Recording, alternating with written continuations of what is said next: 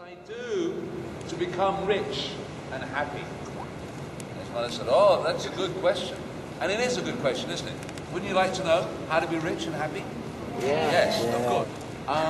Unfortunately, it's too big a question. I don't know the answer. How to be rich and happy. She says, why don't you go and ask the wise old man who lives on the mountain? And the son says, yeah, that's a good idea. So the next morning, he sets off and he walks all day. And at the end of the day, feeling very tired and hungry, he sees a small cottage. So he goes up and knocks on the door. And it's opened by a woman who says, yes. He says, please, I've been traveling all day. I'm so hungry. Could I stay here the night? And she said, of course, come in. You need a place to stay. And that night, she's feeding him a simple meal, some rice, some chicken. She asks him where he's from and where he's going. And he explains that he's going to ask the wise old man on the mountain a question. Oh!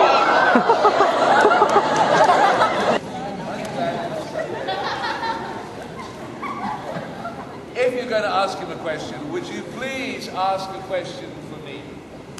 And the young man said, of course. You've been so kind to feed me, to let me stay here tonight. What would you like to know? So she said, well, ever since my husband passed away 4 years ago, my daughter, she's not here tonight, she's visiting my sister, her aunt, in the town. But ever since my husband passed away, my daughter has not smiled or laughed, not even once. What must I do to make my daughter smile again? And that was question number 2. And about midday, he came to a hidden valley.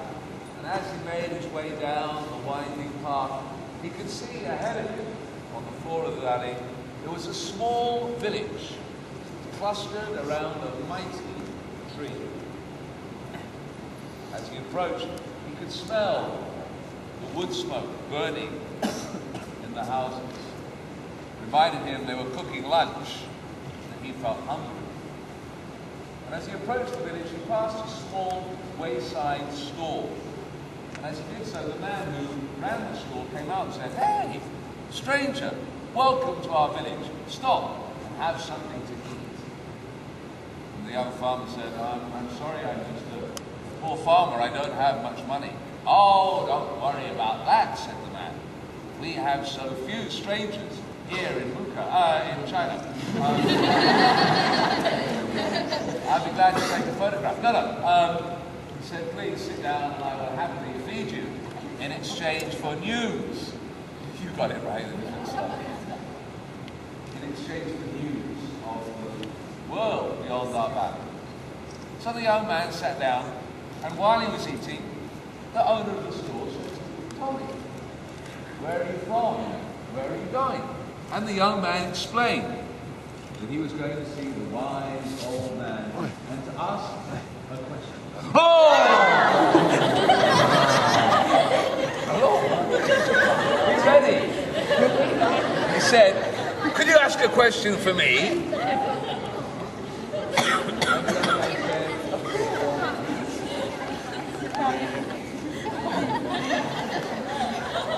He went this way. You've been so kind as to feed me. What would you like to know? The stall owner said, you see that tree? He said, years ago when I was a young man, every spring that tree would flower. And the fragrance of those flowers would fill the whole valley. And then in the summer, there would be, you better come around here. There would be fruit, and it would ripen during the summer, and in the autumn we would pluck the fruit, and then we would make wine. Such delicious wine.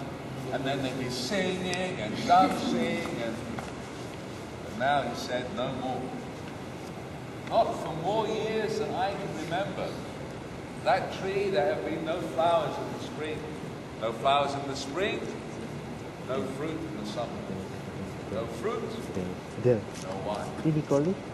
What must we do to make this tree flower again?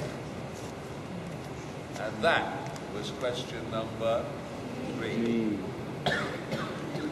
So the boy, young man, thanked him, and after he'd eaten, set off and carried on his journey. And after he'd been walking for a while, he came to a river, a very wide river, fast flowing. He looked up, he looked down, no sign of a bridge, a boat, a ferry, no way across. And as he stood there, wondering what he could do, suddenly, yeah! A dragon. This side not so scared. And the dragon towered over the boy. The boy said, please, don't eat me.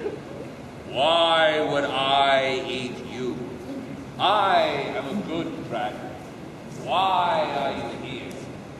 So the young man explained to him that he was trying to get across the river because he could see the mountain in the distance on the far side. He said, I'm going to ask the wise old man of the mountain a question. Oh! Said the dragon, would you ask a question for me? And if you will, I will carry you across the river on my back. So the young man said, deal. What would you like to know? And the dragon said, I have lived a long and useful life. For 888 years, I have helped, but now I am tired. I would like to fly up and enter heaven. But every time that I arrive at the gates of paradise, they close them and refuse to let me in.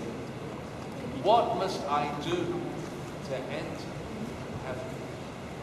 And that was question number 4. And the story is called the 4th question. So the young man promised to ask the dragon's question, and he climbed on the dragon's back. And the dragon not only flew him over the river, but flew him all the way to the mountain. And so it was soon after he had dismounted that the young man found the wise old man.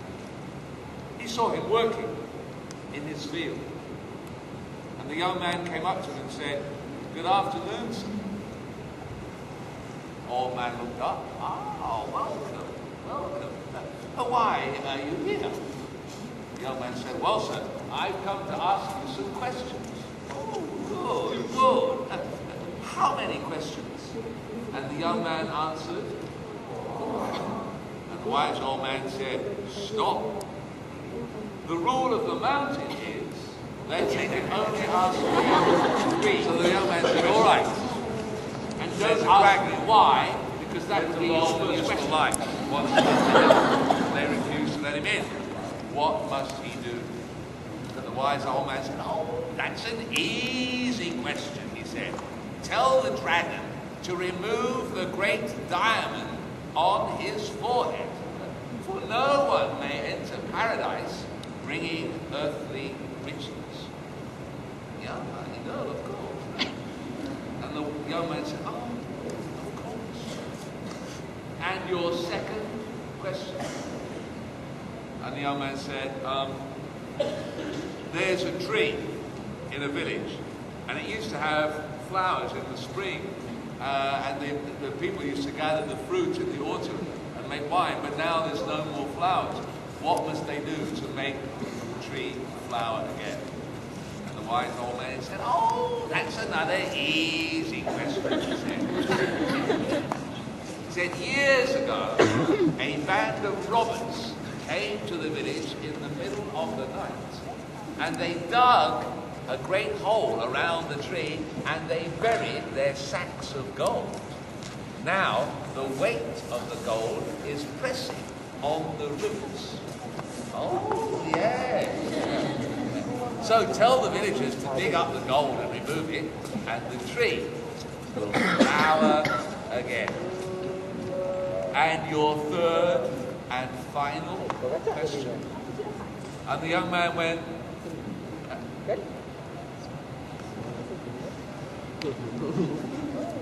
there's a woman, she has a daughter. But for 4 years since her father died, the daughter has not smiled or laughed, not even once. What must the mother do to make her daughter smile again? And the old man said, oh.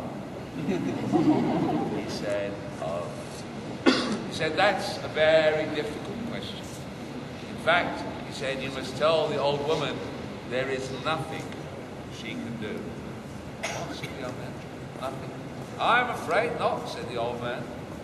Here, said the young man. But, said the wise old man, you can tell her this.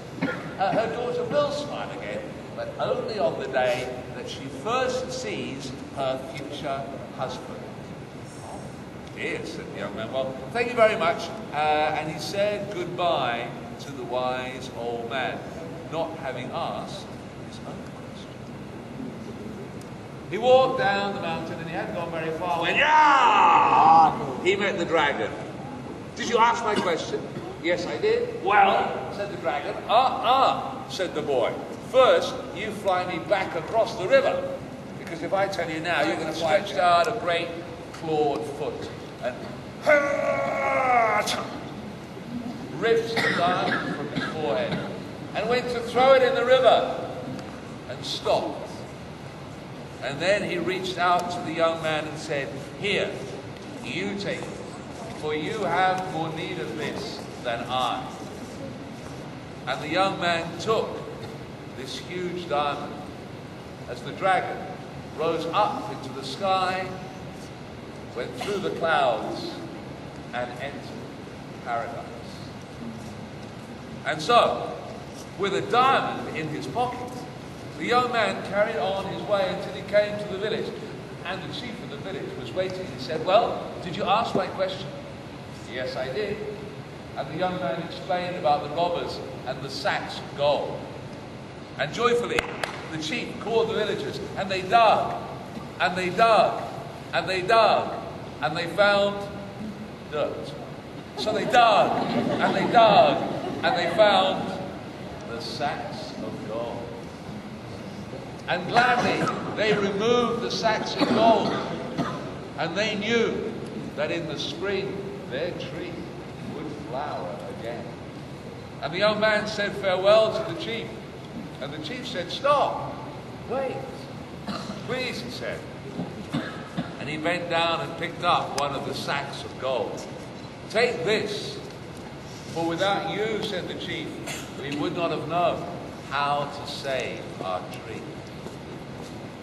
And so, with a diamond in his pocket and a sack of gold under his arm, the young man journeyed on towards the cottage, but with a heavy heart, for he knew that he had bad news to give the old woman. She was waiting outside the door, and when she saw him, she said, well, did you see the wise old man? Did you ask him my question? And the young man said, well, yes, I did. And I'm afraid it's a good news, bad news situation. Oh dear, said the old woman. What's the bad news? Well, said the young man, I'm afraid the wise old man says there's nothing you can do. Nothing? I'm afraid not, said the young man.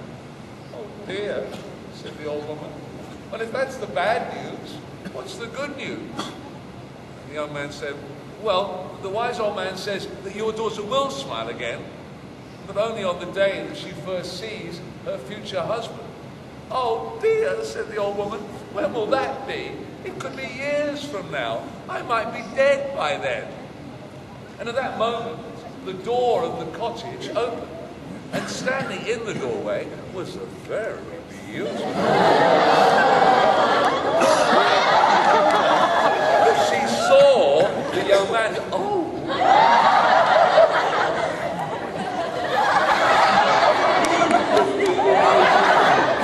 Who is that? And her mother looked at her daughter and looked at the young man and said, "Daughter, meet your future husband. You're getting married in the morning."